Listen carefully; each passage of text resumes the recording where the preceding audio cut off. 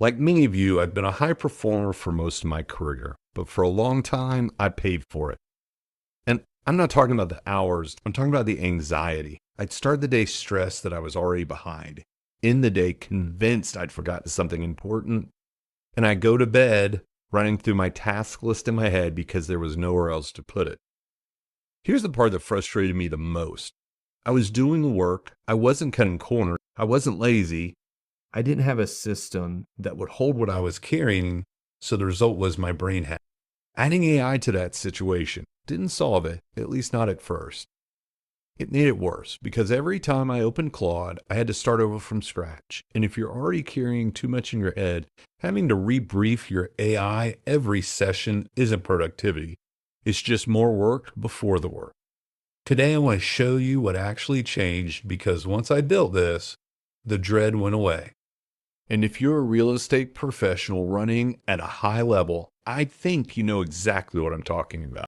So let's talk about the memory problem. The thing most people understand about AI tools is they don't have much of a memory. Claude doesn't really know what you worked on yesterday. ChatGPT doesn't remember the client you mentioned last week. Every conversation starts from zero or close to it. There's no accumulated knowledge of your business, your clients, your current transactions, none of it. And what there is can be tricky because I'm sure, like me, you've seen the compacting conversation so we can continue or whatever the verbiage is. When it's compacting the conversation, it's choosing what to cut out. Sometimes, most times it gets it right, but sometimes you'll talk to it and you'll see you took out one of the most important parts. So what do? We start each session by re-explaining who we are and what we're working on, what deals are open, what matters right now. I was spending the first 10 minutes of every AI session just getting it up to speed, and that's not a workflow, that's productivity theater. But here's the thing, the AI isn't doing anything wrong, it's doing exactly what it was built to do.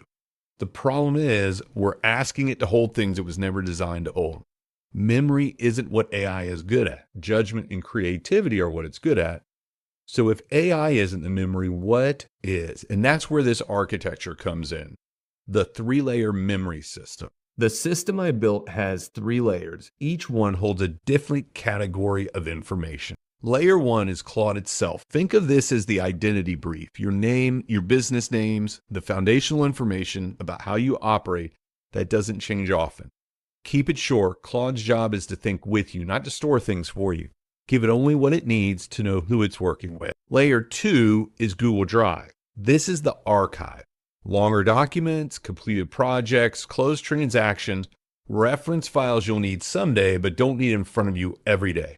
This is the filing cabinet behind the desk. Layer 3 is Notion. Think of this as the active layer. Current projects, open tasks, everything that's in motion right now. Notion sits in the middle, not as immediate as the current conversation and not as static as an archive. It holds what's actively relevant without asking your brain to hold it. When these 3 layers are in place, each session with your AI picks up where the last one left off. You stop rebriefing, you start working. The briefing is already done. Here's what my day looks like now. I start every morning with what I call the spin up. I open Claude and I ask, where did we leave off last night? And he runs down for me what we did, where we were, where we left off, and where I need to pick up. Then at the end of the day, I do the same thing in reverse. I do a brain dump. What got done, what moved, what I need to carry into tomorrow, and then I close the laptop. And in between those 2 things, I can actually let go. I know that sounds small, but it wasn't. The dread I used to feel, the 10 p.m. mental rehearsal, the sense that something was slipping through the cracks, that went away. Not because I was working harder, because the system was holding what I used to hold in my head. I started using the phrase accountability partner to describe it. Not because it checks in on me, because it holds the context it remembers. Now I don't have to. For real estate agents, this matters more than almost anything else you could add to your workflow this year. Transactions, timelines, client follow-ups, relationships, referral sources. The things that fall through the cracks aren't usually about effort. They're about cognitive load. When too much lives in your head, things fall out. This architecture gives you somewhere else to put it. It doesn't make you smarter. It clears the channel so what you already have can actually work. If you want to build this yourself, I'm running a 2-hour live training on July 1st at 3 p.m. Eastern.